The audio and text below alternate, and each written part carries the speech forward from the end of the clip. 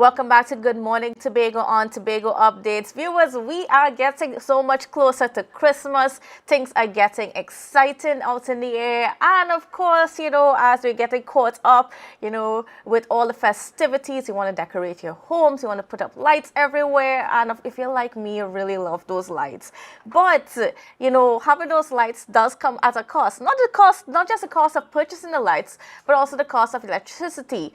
And just to give us an idea of how we can manage our electricity consumption, whether we're decorating or cooking or whatever we're doing. We have been joined this morning by the Corporate Communications Manager of TN Tech, Miss Annabelle Brasnell. Good morning and welcome to you, Miss Brasnell. How are you? Good morning, Kandace. Thank you very much for giving me the opportunity again on the channel to speak about this matter. Yes, certainly. Now, of course, as you mentioned, you were on last week with Julian and Adana, just giving some tips and so on, but didn't quite get around to giving all the tips. So we're going to get straight into it as to, some of the things that folks need to be aware of as they head into the Christmas season. Well, the key thing actually, as you mentioned at the top, is regarding the purchasing of the lights.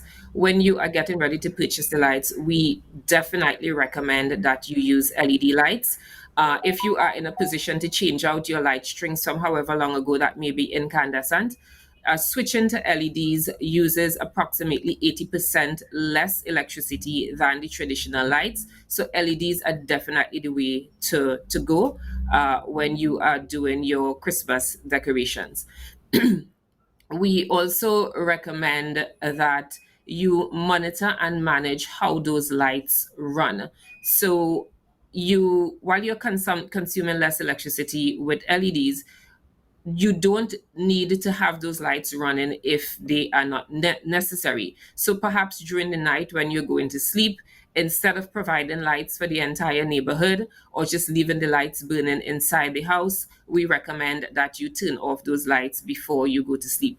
And one good way of doing that actually, because everybody is busy and you have a lot of stuff going on, you might not actually remember to turn off those lights. We recommend, from a point of view of energy efficiency, that you consider switching to smart outlets for your plugs. And that doesn't mean that you have to switch out or change out the outlets in your home. You could actually get plugs that can go into your existing outlet, and that would allow you to use a timer so that your lights go off at a set time every night and you don't have to worry about it. Additionally, what you can do is you can utilize power strips, and if you plug in your lights into your power strip, then you can just turn off the power switch and you don't have to worry too much about the remembering to turn off every single light. I know that Christmas decorations have gotten bigger over the years, and some people are using more outdoor lights, outdoor decorations, the inflatables. You want to ensure that you also plug those in perhaps into a power strip so that you can turn off the power strip at one point and just get everything off at the same time every night. All right. And then when it comes down to other things that we're doing around the Christmas time, we do a lot of baking, a lot of even construction and so on. What are the things that we need to keep in mind as we go ahead? And, even though we're enjoying, we're part of all the merriness and so on, but what are all those things that we need to also consider to make sure that we're not setting up our electricity bill too high come January morning? So fortunately, we tend to use the gas tanks to cook, but there are people who in fact have electric ovens, electric stoves. And so I would recommend that if you do have an electric stove, when you are baking, you put in anything into that oven, you need to make sure that you're planning your cooking properly. So yes, there are cakes to bake, you have your turkey, you have your ham, you have everything else on the menu.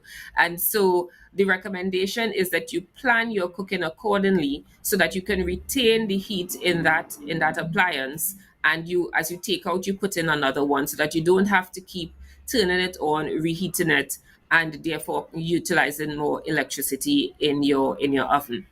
um, as it pertains to construction, it really requires awareness and mindfulness when you are working. So you do have to use, if you have to use the pressure washer to clean your yard, you ensure that you plan properly so that you're working at your most efficient and you're not going for longer than you need to. It is also a good time for people to check into appliances and make sure that things are running appropriately because you're using more. So, for instance, your water pump, you're using a lot more water. But if you do have something as simple as a leak on a tap, that could be significant enough that it's causing your pump to run more frequently, that is going to increase your electricity consumption. So now is a good time to check into that as well. I would want to talk about overall conservation, not just for this season, in terms of the TNTech energy management application tools that customers could use from now, but going forward to assist them in conserving their electricity. And so the energy management application is a desktop application. It's available on our website. It's available to all customers. Because it has customer data involved in that application, you must be a customer and you have to register to use it through our customer web access portal. But I tell you, once you've started using it, it's really fantastic. The application allows you to set consumption goals. You can set your consumption goals either by dollar value, you can set it by kWh, that's the actual amount of electricity that you're using, or you can set it by greenhouse gas emissions so that if you're concerned about your electricity usage and the impact on the climate, you can utilize that feature and say, this is what I want to, this is the impact or the size of the footprint that I would like to leave. All right, Once great. you have set your, Sorry, go ahead. sorry, once you've set your goals, you what we will actually send you emails on a continuous basis throughout the billing period, reminding you of where you're at in your consumption. You can stay on target in terms of meeting where you want to go. Additionally, you can see your consumption history for the last 24 months, that you know this is what I used to do, and that actually can help you to plan your goals. You can also see your consumption up to the 24 hours before. So you can see what you did yesterday and do I need to make any adjustments in my consumption today to make sure that I stay where I want to be. That's great news to hear, especially for those of us who are wary about the increases that are going to be coming in the next year. And of course, we know that TNTech and they are still doing the background work to determine what those changes are going to be. But in the meantime, I also want to touch a little bit on, as we're purchasing electronical items, whether it's appliances, whether it's devices, and so on.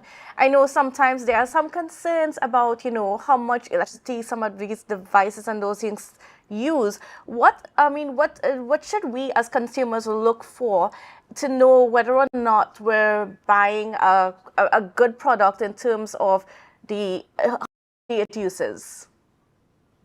The simplest thing and the least stressful thing that a consumer can do when shopping for appliances is to look for the Energy Star rating. So it usually is a label on the appliance that tells you what the consumption is going to be.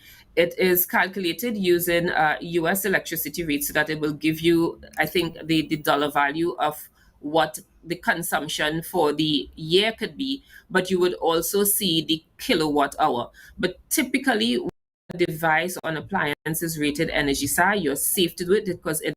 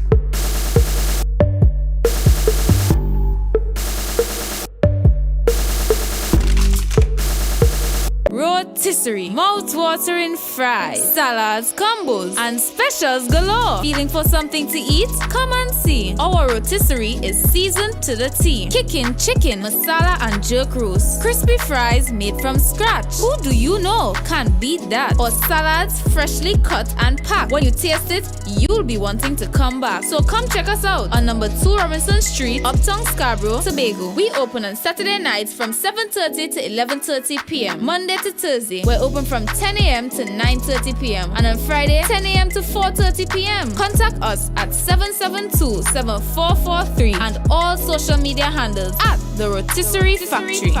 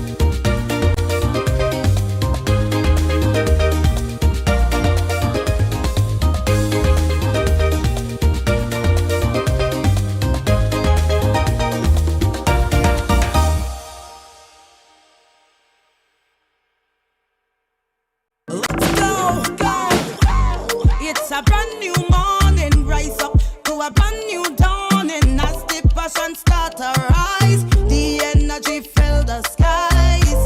I say thanks for favor to wake up and hear my neighbor. 60,000 people strong, and the vibes is never wrong. Welcome back to Good Morning Tobago on Tobago Updates. And viewers, I just want to quickly apologize, first of all, for the little break in our transmission. But we are back and ready to go with the Corporate Communications Officer from TNTech as we are going through these tips that we need to know, keep in mind as we're going through this season of merriment, and of course that's Miss Annabelle Brasnell. So before we got cut off, we were speaking a little bit about what you consumers need to be aware of as you're purchasing, whether it's gadgets, new appliances, and so on. You know what, this is time of Christmas time, you want a new fridge, stove, whatever the case may be. So Miss Annabelle Brasnell, just give us an idea of what we need to be considering as we're purchasing new electronical items. So thank you, Kandace, again. So what I was saying in terms of appliances, whatever your appliances, and particularly the large ones that would consume a lot of electricity, so your stoves, your refrigerators, you need to look for the Energy Star rating. It's a label that is attached to those appliances, and it tells you the amount of electricity that that device is going to use. Typically, once there is the Energy Star rating, that is the most efficient that appliance can be, and you can rest assured that you're buying something that is energy efficient, and would use the least amount of electricity for that type of appliance.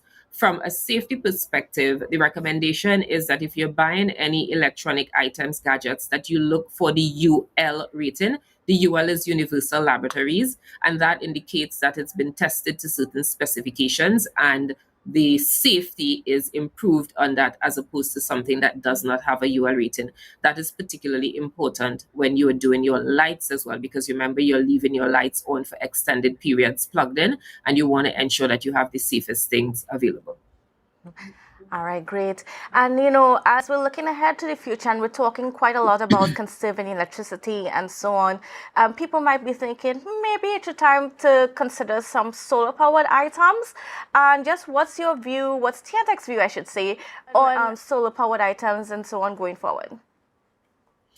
So solar-powered items, in terms of the customer's use of solar-powered items, and by items, I'm talking about small appliances like your pathway lighting, maybe a battery charger. Those things are okay to use. If you're talking about using solar for generation purposes, which I know a lot of people tend to talk about, that actually is a matter that requires legislative oversight and is with the Ministry of Public Utilities right now in terms of determining exactly how individuals can use solar for generation purposes. But in terms of your small appliances, your solar powered lights, those things are okay.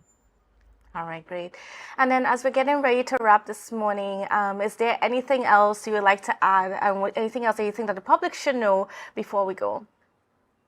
Definitely. From a safety perspective, I want to touch on the issue of decorating the house, the external parts of the home. When you are stringing lights on your roof, the point of entrance, which is where the electricity comes into the home, that is a very dangerous space to be working around. And so, if you're going to be installing anything on your roof, if you're doing roof work, if you're scrubbing, if you're changing your guttering, anything that's going to take you close to your point of entrance or to your overhead line, you need to be very careful. Ideally, if you're working and you're doing something that you're carrying very long, large, oversized loads, and you could come close to the overhead line, remember the distance, the safe distance from your overhead line is 15 feet. You don't have to touch the overhead line to be hurt. You need to, if you get close enough, you could be hurt. So 15 feet away from your overhead line. And if you think that your work is going to carry you there, then you need to request a temporary disconnection. You need to be alert and mindful and very careful when working with those kind of large loads. Additionally, the point of entrance, as I said, if you're doing work around the point of entrance, then you need to ensure that that you're working safe and you stay in a safe distance and you don't come into contact with the point of entrance.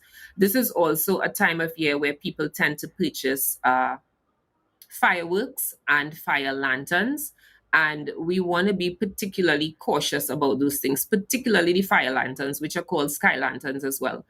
Those things, they look very pretty. We admit that they look pretty, but they pose a danger to electricity infrastructure. They pose a danger to your property, and they pose a danger to animals. If you're going to use those things, you need to use them in an open field away from any infrastructure where they can come into contact with the infrastructure and cause a fire and harm to life and limb.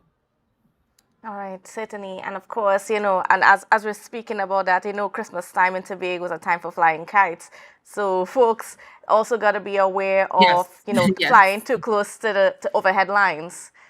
Correct. Yes. Correct. Because what happens with the kites is kites can become entangled in lines and it could create an outage, which would be an outage for your neighbors, and it could also cause you physical harm. So be careful about flying kites and fly them in open areas.